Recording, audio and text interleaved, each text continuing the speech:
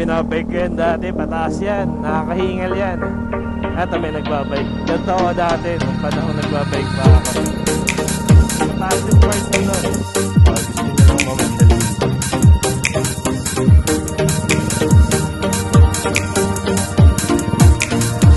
Doon sa baba na yan. Tapos dyan sa baba na yan. May mga nag-petrol park dyan.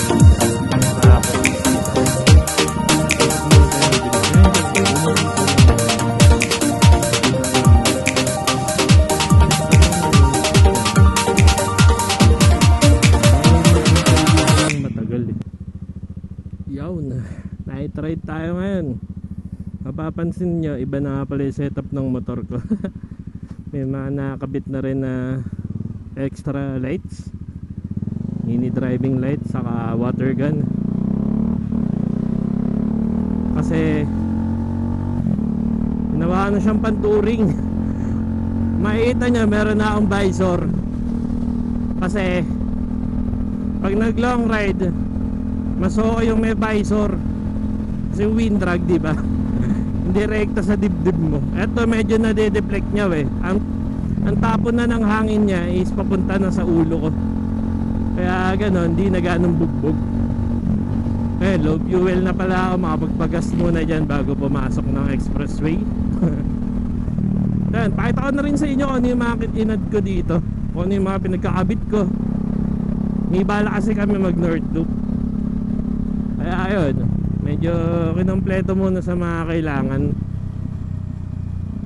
saka sa maintenance. Nabitan natin siya ng top box, tapos mini driving light sa headlight, tapos water gun, saka visor. Ayan pala, yung side mirror pinalitan ko na din para mas okay. Nung nakuha kasi yung motor na yan, wala pang stock, walang stock side mirror, kaya yun kinabitan ko ng bar end. Medyo pangit tignan pag touring tapos naka bar end. Kaya talan tayo ng BGC. Tapos pag-usapan natin kung ano yung mga plano pag nag North Loop tayo. Dahil naka big break dito kanina,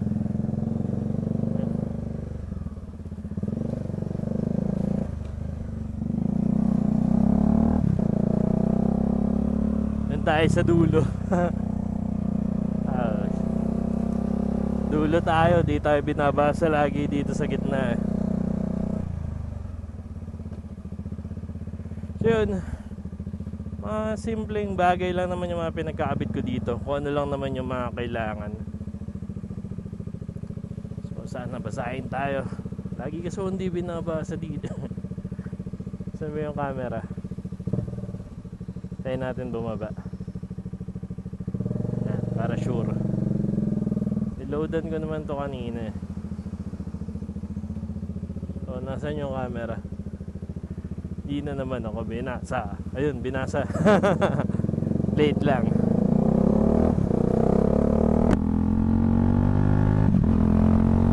Ayan, simple lang naman yung mga pinagkakabit natin dito. Ano lang, top box. Kung ano yung mga kailangan pag nag-tour. Kasi sports touring lang naman itong bike Hindi ka naman kamukha ng mga kaningin ng big bike.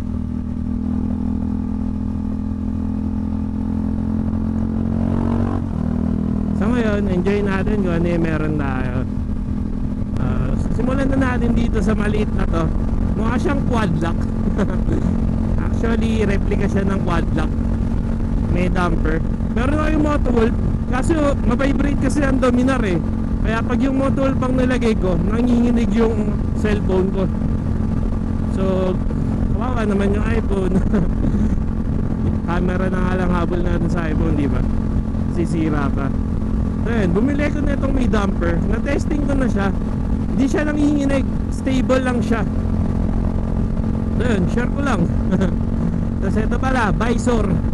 Pag maliit kasi yung visor mo, bugbog ka niyan sa dibdib Unlike ng malalaking visor, yung medyo mataas, tulad niyan, ang bato na niyan papunta na sa mukha ko.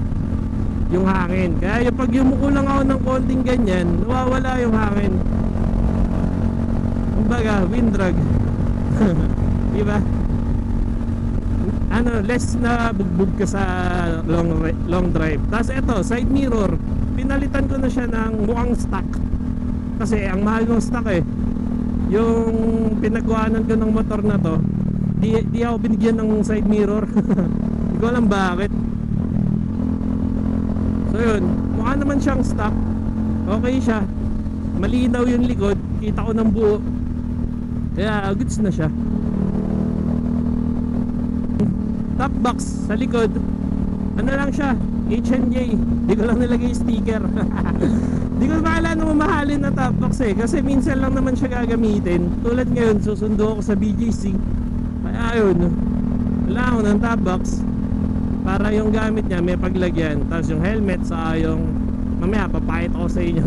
Yung jacket, yun, importante yun. Pag nag long ride kayo, dapat kompleto ka sa gamit. Safety first. Di naman mabilis yung motor na to eh. Sakto lang siya for commuter. Takbungan na lang, takbong legal. Yung tipong hindi ka mag-overspeeding. Daming truck ngayon ah. Dito na tayo sa kabila. Ayan, simple lang naman yung mga pinaglalagay natin dito, no? Yung ano pala niya, kaya ako siya nilagyan ng blue water. Kasi ano, kailangan ko talaga ng blue water. Pag nasa bundok, naranasan ko yun. Kung napanood nyo yung vlog ko sa Baguio, galing kami dun ng Bontok, basta sa Benguet. Kung makikita nyo yung ano ko, yung video ko dun, as in sahig lang yung nakikita ko kahit nakahay na yung ilaw ko. Yung paligid di namin nakikita sa sobrang dilim sa bundok. Kaya naglagay ako ng ayan, di ba? Makikita nyo sabog yung ano niya, ilaw. Pero may magsasabi dyan, bakit yung switch mo nasa kabila? So ayan, nasa kabila yung switch kasi yun yung binigay na switch ng ano, ng Senlo, right-handed. Yun lang. Bale, pinakabit ko lang yung mini driving light sa amin. Tapos yung ilaw na blue water, ako na yung nagkabit. Tinap ko lang siya sa high. Bale, pag naka-low, ganyan lang, kulay puti. Tapos pag hinay ko siya, sasabay yung blue water sa high. Kasi di ko naman kailangan siya sa ano eh, di ko naman siya kailangan sa city or kung saan saan. Pag-usapan naman natin yung mga dadalhin natin. Ano ba yung mga dapat dalhin pag nag North Loop? May experience naman ako sa pagra-ride. Tulad nun, umikot kami ng Nueva Vizcaya nung naka-NMAX pa. Nueva Vizcaya papuntang Pinok sa highest point. Tapos yung off-road na daan, nakalimutan ko na nung tawag dun, papuntang Baguio, Sagada. Inikot namin yung Benguet. Ayun, dun ko nalaman kung ano yung mga kailangan ko pag nag long ride. Kaya pag nag North Loop kami, kompleto na kami sa gamit. Mga dapat dalhin, bukod sa damit, pera, dapat may tools ka din. Para pag may emergency nangyari, nasa bundok ka, nasiraan, at least alam mo gumawa ng motor mo. Mga basic na troubleshoot lang. Tapos ayun, phone holder, napakahalaga na ito. May dala ako nun Moto Wolf, kaso nagbabibrate. Naawa ko sa iPhone kasi yung lens niya, yung lens ng iPhone ang maapektuhan dun. Kaya tinatanggal ko. Ay buwiset, tumuulan dito. Yari ako. Umuulan o yung kasalubong ko nagbasa? Basa ako eh. Baka sa side lang na yun.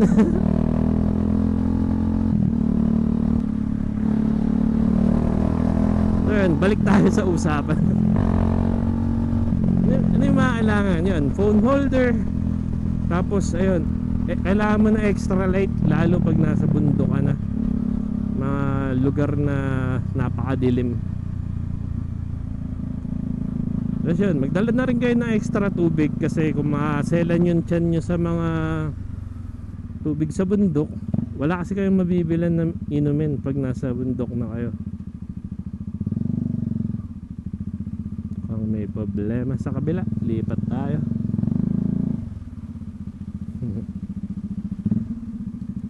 Tayo natin bumaba. Yun, dala lang kayo ng extra tubig. Estimate.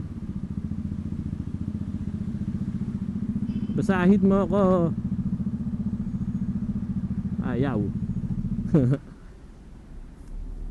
Wait lang.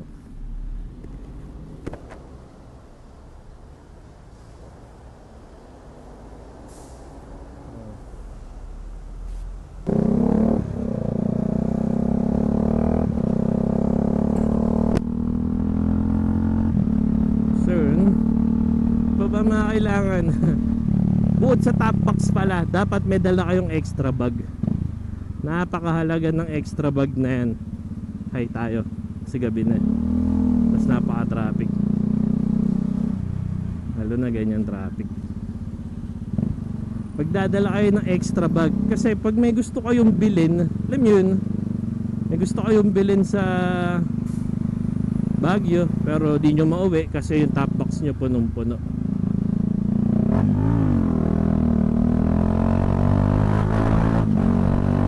Ayan, bukod sa extra bag, top box na matino.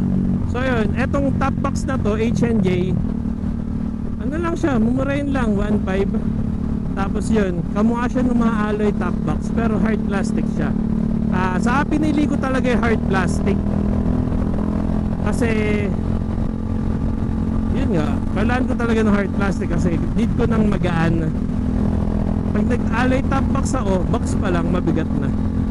So yun, yung looks niya same sa mga naka-alloy top box. Pwede ko siyang kabitan ng extra bag sa ibabaw, tapos itatali ko na lang. Kagaya nung kanina na nakita nyo, diba? Yung helmet, tinali ko lang siya sa ibabaw ng box. So wala nang problema. Magdadala na lang ng extra bag, tapos itatali ko doon. Meron naman akong bag na waterproof. Binabike ko yan dati, pataas yan, nakakahingal yan.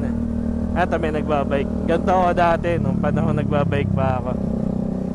Mataas yung part na to. At pinastop na, baka mahuli pa tayo. Yan, BGC na yan. Pagpasok niya dyan, dyan na ako dadan. Yan, BGC.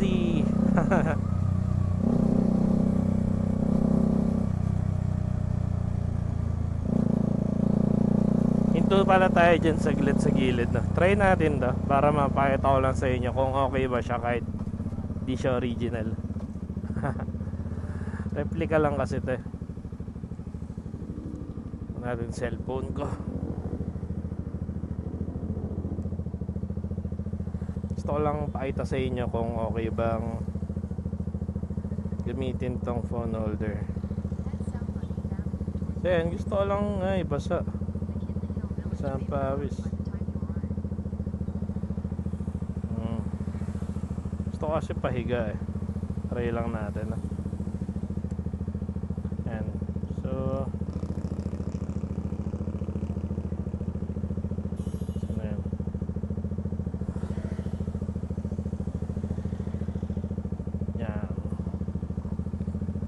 center. Ayan, makikita natin kung stable ba siya. Okay. Ayan, no? Pag gantong mabagal ang dominar, napaka-vibrate yan kung alam nyo lang. Pero ayan, stable naman siya, hindi siya nanginginig. Diba? Mas gusto ko kasi yung cellphone ko nakaganyan, nakababa. I mean, naka-landscape, para nakikita ko pa rin yung dashboard ng motor.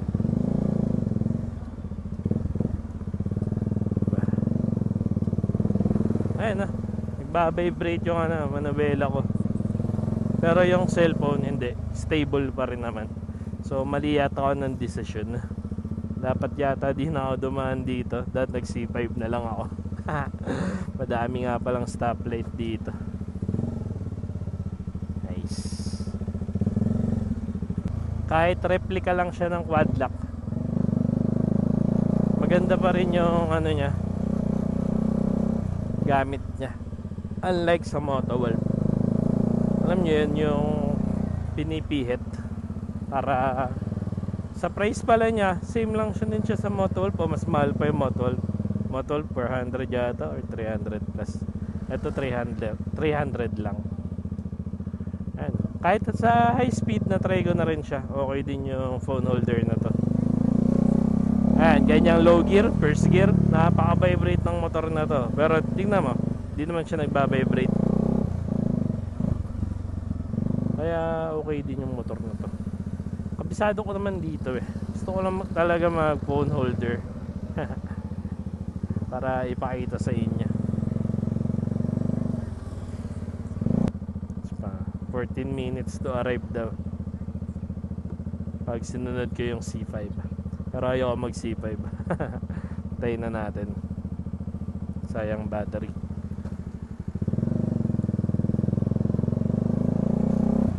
Ayun, sa mga naghahanap ng phone holder, okay din siya, mumurahin lang 300.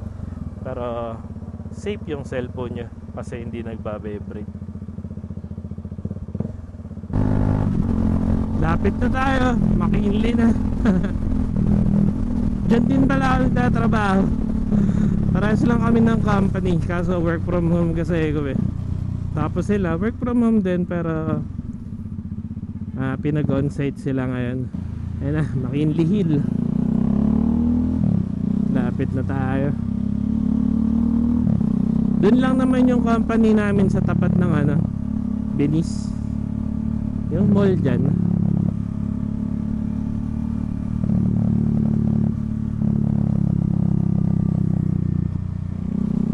Ba siya susunduin? Wala akong dalang ID ngayon. Sa Venice na lang siguro makapaghintay kasi bawal huminto dyan eh. Dapat pala sa kabila ako dumaan para tambay muna sa 7-Eleven. Pasok muna tayo ng Venice. Ayan dyan yung company namin. Tapos katapat lang namin. Ayun, katapat lang namin yan. Bawal maghintay dito ng matagal eh. Hanap lang tayo ng pwestuhan na pwede mag chat. No waiting time. Ayun, ito na pala eh.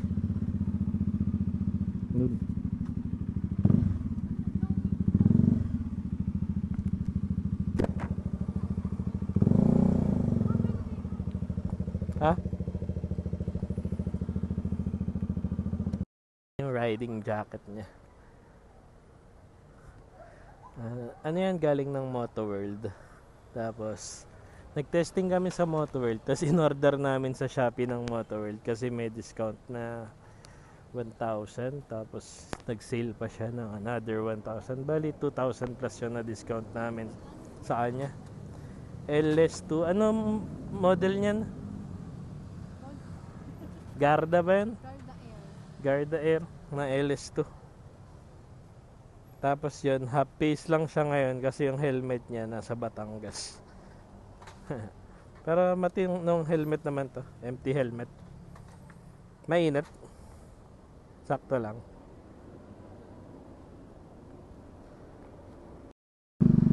Uwian na.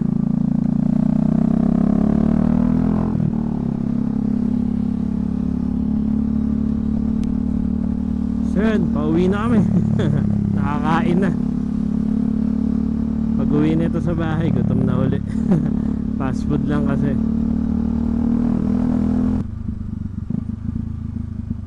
Try natin to. Baka naharangan kasi nun.